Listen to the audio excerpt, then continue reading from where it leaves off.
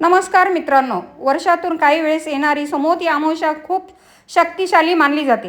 ह्या दिवशी केलेली पूजा, जप, सेवा थेट देवापर्यंत पोचते असं मानलं जातं. आणि स्वामी समर्थ म्हणतात, भिवू नकोस, मी तुझ्या पाठीशी आहे.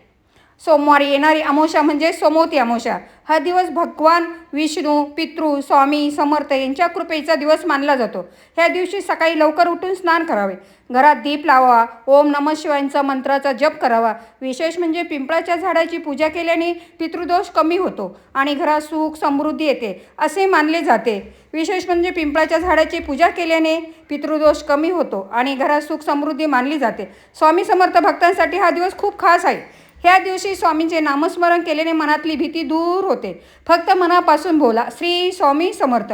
मित्रांनो, आजचा दिवस कुणालाही दुखवू नका, वाईट विचार करू नका. शक्य असेल तर गरिबांना अन्नदान करा.